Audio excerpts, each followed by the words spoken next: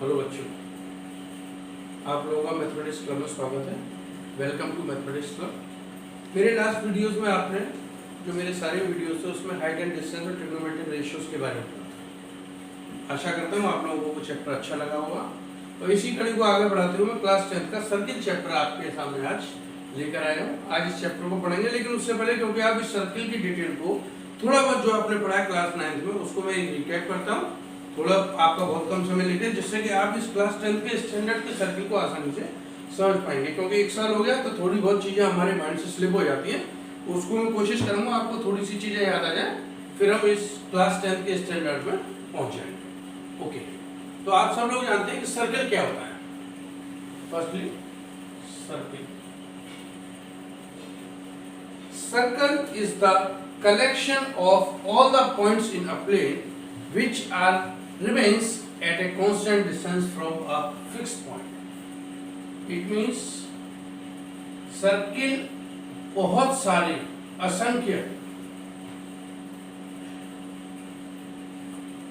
Points का collection होता है, अनलिमिटेड पॉइंट्स का कलेक्शन होता है। लेकिन वो पॉइंट्स इस तरीके से होते हैं कि किसी प्लेन में अगर कोई पॉइंट फिक्स है तो उस पॉइंट से उनकी जो डिस्टेंस होती है वो इक्वल होती है, कांस्टेंट रहती है, अनचेंज्ड होती है। Suppose that these are the points in a plane and some of these points are remains at constant distance from point O, then this is known as a circle with center O and radius R, and it can be written as CO, R.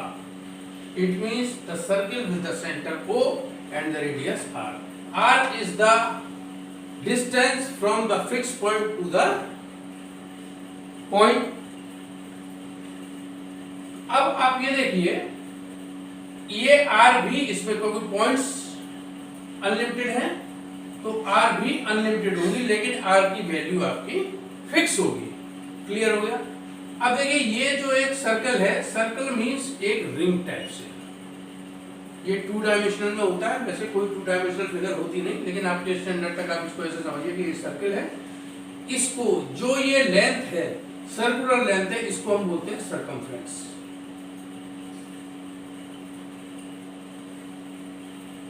How can we calculate the value of circumference?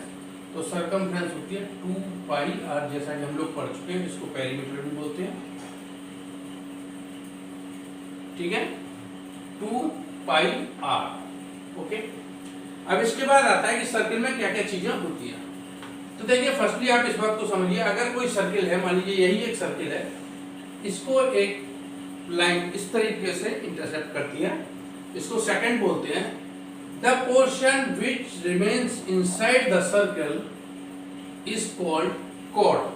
यानी किसी भी second का, किसी भी line का एक ऐसा portion जब वो लाइन किसी सर्कल को इंटरसेक्ट करती है और वो पोर्शन इनसाइड द सर्कल रहे, उसको हम कॉर्ड बोलते हैं। कॉर्ड ये सेंटर है वो।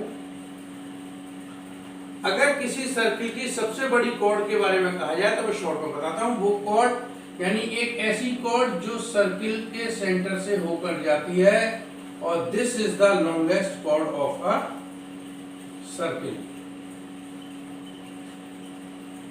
लॉन्गेस्ट कॉर्ड किसी सर्किल की क्या कहलाती है? डायमीटर।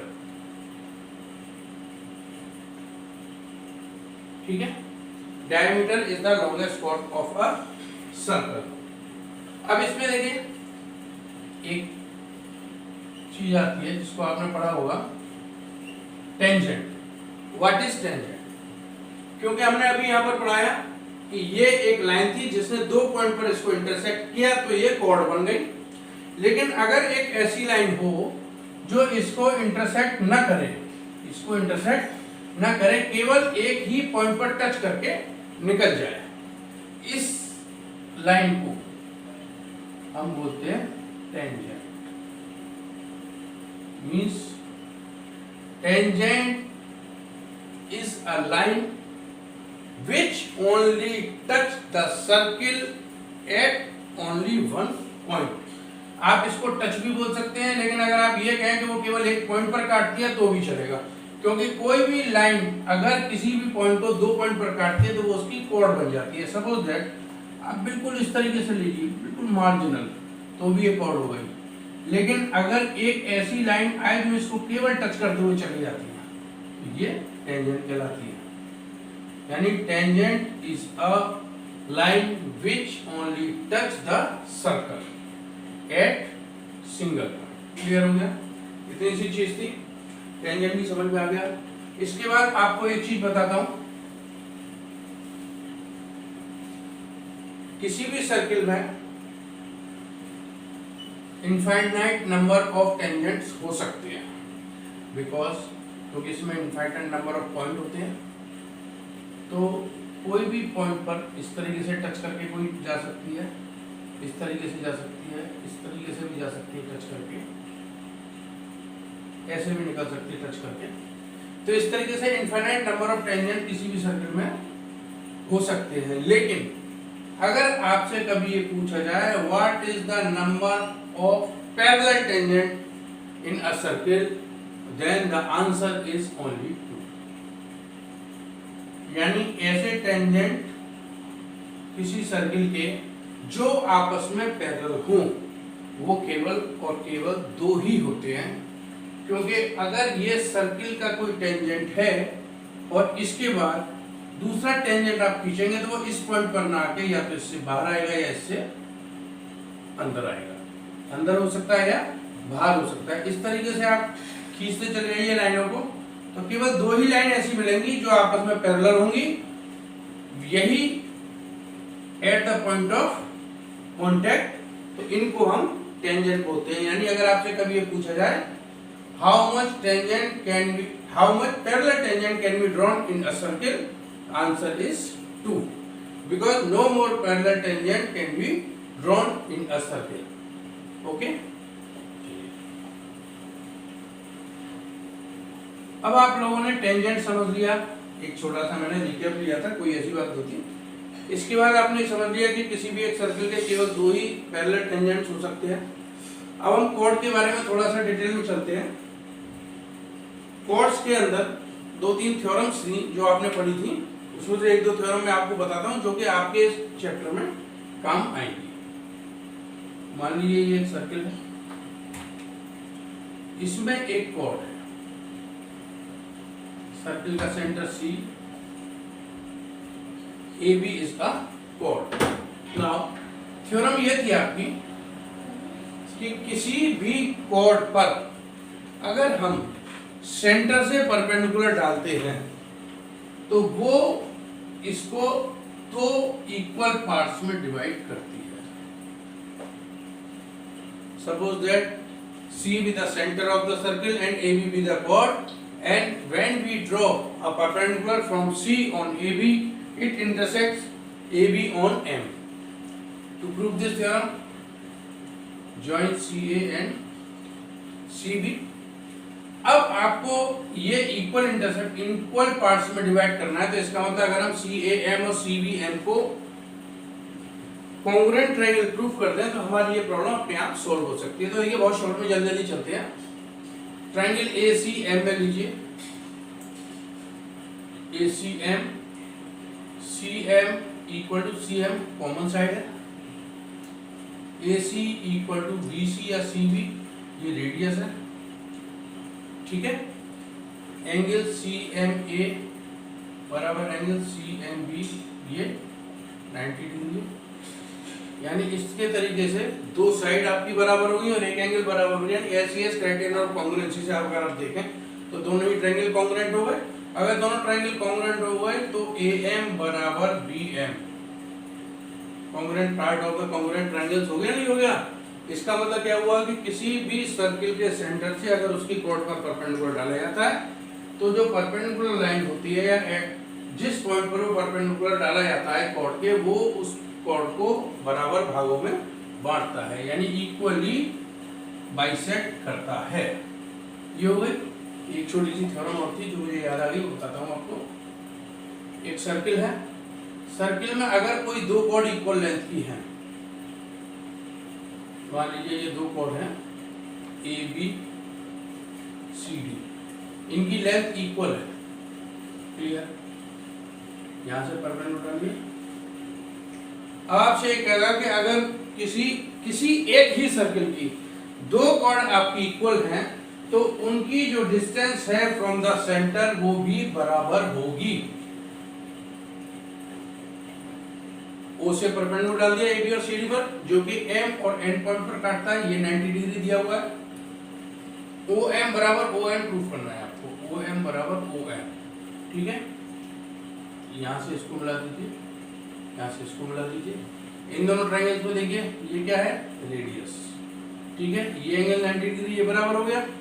इसके बाद इसमें तीसरी चीज क्या है, देखिए तीसरी चीज वो जो अभी मैंने एक थ्योरम बताई थी आपको कि ये वाली साइड और ये वाली साइड बराबर होंगी। क्यों बराबर होंगी? क्योंकि ए बी बराबर सी डी है, हाफ ऑफ ए बी बराबर हाफ ऑफ सी डी होगा। मैंने आपको बताया था जो परपेंडिकुलर डाला जाता है किसी भी सेंटर से किसी कॉर्ड पर तो परपेंडिकुलर बाइसेक्टर होता है, यानी ए बी को एम पॉइंट पर ये बराबर बराबर काटेगा। और क्योंकि ए बी और सी डी दोनों बराबर तो इसका हाफ भी बराबर होगा। इट मींस एन बी बराबर एन डी। ये बराबर आ गया। जब ये बराबर आ गया तो दोनों ट्रायंगल, दो साइड बराबर और एक एंगल बराबर, तो कॉन्ग्रुएंट हो गए। अगर ये कॉन्ग्रुएंट हो गए इसका मतलब क्या हुआ, ओ एम बराबर ओ एन। ये आपके यहाँ आने वाला नहीं है, लेकिन आपको ये समझना है कि अगर दो कॉर्ड बराबर हो तो उन दोनों की perpendicular distance from the centre भी बराबर होती है। ये हो गया आपके इस सर्किल वाले चैप्टर में। शुरुआत में जो आपको समझना है कुछ प्रॉपर्टीज जो सर्किल का टेंजेंट है उस पर बेस्ड है, क्वेश्चंस भी थ्योरम्स भी। तो आज हम इसी को लेकर शुरू करेंगे कि सबसे पहले कि थ्योरम्स, इसकी टेंजेंट बेस्ड कौन कौन सी थ्योरम है। टेंजेंट के बारे में मैंने एक आपको बता ही दिया था। इसमें सबसे पहले एक छोटी सी थ्योरम आती है कि जो किसी सर्किल का टेंजेंट होता है, मान लीजिए ये एक सर्किल आपने ड्रॉ किया हुआ है, इस सर्किल पर अगर हम कोई टेंजेंट ड्रॉ करते हैं, देखिए टेंजेंट ड्रॉ करना थोड़ा आसान नहीं होता है। और ये मैं जो वीडियो बना रहा हूँ डायरेक्ट लाइव बना रहा हूँ, एडिटिंग इसमें कहीं नहीं है, तो आपको थोड़ा सा कहीं कट पिट जाए तो मैं दोबारा बना दूंगा, कोई प्रॉब्लम नहीं है ना। ये सी एक पॉइंट है, मान लीजिए ए बी, किसी एक ऐसी लाइन का छोटा सा पार्ट मैंने ले लिया है जो इस सर्किल को P पॉइंट पर मान लीजिए टच करती है, यानी A B is a tangent of the circle with the centre C and P is the point of contact. Now we have to prove that कि ये इस पर अगर पॉइंट टच पर है तो ये इसको 90 डिग्री पर काटेगा केवल और केवल एक ही जगह, कोई बात नहीं। तो हम लोग यहाँ से P पॉइंट देखिए। अब इसको प्रूफ करना है तो आप ये जानते हैं किसी भी कोई अगर ये साइड है, कोई लाइन है, अगर इसको इस पॉइंट से इसकी डिस्टेंस चाहिए तो क्या ये इसकी डिस्टेंस कहलाई जाएगी या ये इसकी डिस्टेंस कहलाई जाएगी? हम लोग पढ़ चुके हैं पहले भी, और आज मैं आपको बताता हूँ किसी भी लाइन की डिस्टेंस अगर किसी भी पॉइंट से लेंगे तो आपको उस पर परपेंडिकुलर डालना होगा, और उसी लेंथ को हम कहते हैं उसकी डिस्टेंस। ओके, यानी किसी की डिस्टेंस जो होती है हमेशा परपेंडिकुलर डिस्टेंस को ही माना जाता है। तो मैंने C से P पर एक ये 90 डिग्री पर मिला दिया इसको। अब मैं ये प्रूफ करूंगा, और ये इसकी शॉर्टेस्ट डिस्टेंस होती है, perpendicular distance is the shortest distance. तो ये सबसे छोटी लाइन है जो इसको टच कर रही है। एक मैंने इस तरीके से लाइन बना दी, मान लीजिए ये इसको एंड पॉइंट पर काटती है, और एक बीच में जो कट लग रहा है जो कि सर्किल के अंदर लग रहा है CL के द्वारा, वो एंड पॉइंट पर है। तो अब आपको ये प्रूफ करना है कि जो CP है, CP is the shortest distance from the center of the side या of the line AB, and AB is the tangent। ठीक, तो आप एक चीज देखिएगा, CP क्या है, रेडियस इक्वल टू CN क्या होगा, CN भी रेडियस है, CP और CN दोनों इक्वल होंगे। अब आप इस पर चलिए, CM का मीन्स हुआ CN प्लस NM। ओके, यानी CM is equal to, CN की जगह आप CP लिख सकते हैं, CP प्लस NM, यानी CP में कुछ जोड़ने के बाद CM आ रहा है। इसका मतलब हुआ CM CP से बड़ा है। समझ के देखिए आप, NM को जब हम CP में जोड़ते हैं, NM पार्ट को जब हम CP में जोड़ते हैं तब CM आता है। It means CM is greater than CP। Clear? अगर CM CP से बड़ा है इसका मतलब CP is less than CM। It means CP is the shortest distance of tangent AB। यानी ये प्रूफ हो गया कि अगर सेंटर से पॉइंट ऑफ कांटेक्ट को हम टच करते हैं किसी भी टेंजेंट के, तो वो जो पॉइंट होगा यानी जो परपेंडिकुलर डिस्टेंस होगी वही सबसे छोटी डिस्टेंस होगी। तो इससे ये निष्कर्ष निकलता है, ये रिजल्ट आता है कि टेंजेंट हमेशा रेडियस को मिलाने वाली साइड के, यानी रेडियस और टेंजेंट के बीच में एंगल कितने डिग्री का होता है? 90 degree. It means radius is always perpendicular to the tangent of the circle. Clear हो गया? छोटी सी चीज थी, ये बतानी इसलिए जरूरी थी कि इसका जगह जगह पर जहां भी आप क्वेश्चंस करेंगे इसका बहुत ज्यादा यूज होगा। अब मैं एक आपके लिए थ्योरम लिखता हूं। ओके, थ्योरम लिखते हैं। देखिए, ये थ्योरम है। The length of two tangents drawn from an external point to a circle are equal। जरा इसको समझने की कोशिश कीजिए, क्या लिखा हुआ है। ये कह रहा है कि अगर किसी सर्किल पर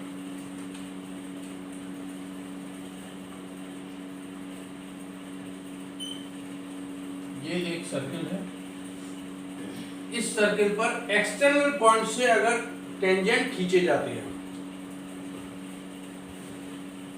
मान लीजिए ये एक एक्सटर्नल पॉइंट है P, ये सेंटर है O। इस P से आपको ये पता होना चाहिए कि किसी भी एक्सटर्नल पॉइंट से किसी सर्किल पर दो टेंजेंट खींचे जा सकते हैं। ठीक है, तो उसने कहा है कि अगर यहां से एक टेंजेंट खींचा जाता है, एक टेंजेंट इधर से पॉइंट P पर, मान लीजिए पॉइंट ऑफ टचिंग है इसका T एंड Q, तो length of these two tangents are equal, are same, यानी PT is equal to PQ। पढ़िए, the length of two tangent PT and PQ from an external point to a circle are equal. तो जो आपको proof करना है, to prove PT equal to PQ। Question समझ में आ गया होगा? जॉइन OP,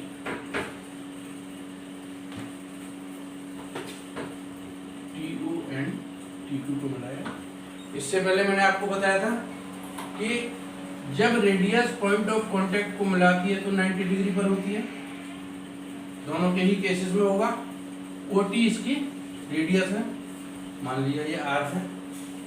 तो इसमें भी सेम थिंग है। अगर PTO ट्रायंगल और PQO ट्रायंगल लिए जाएं और इन दोनों ट्रायंगल्स को हम कॉन्ग्रुएंट प्रूफ कर दें, तो कॉन्ग्रुएंसी की जो आपका क्राइटेरिया था उसके हिसाब से दोनों कॉन्ग्रुएंट हो जाएंगे। तो इनकी जो साइड करस्पॉन्डिंग होती है PT is equal to PQ हो जाएगा, जो हमारा डिजायर्ड प्रूफ है। कोई बात नहीं, अब इसको शुरू देखिए। ये सब मैं आपको समझा चुका हूं। In triangle PTO and PQO, सबसे पहले एंगल PTO बराबर angle PQO equal to 90 degree. ये हम जानते हैं, रेडियस टेंजेंट पर परपेंडिकुलर होती है, पहली चीज। दूसरी चीज, OT is equal to OQ, why radius. ये एक ही सर्किल की दोनों रेडियाई हैं, इसको आप चाहें रेडियस लिख दें, कोई ठीक, सेम होगी, एक ही सर्किल की। तीसरा, जो ये साइड आपकी OP है, ये कॉमन है।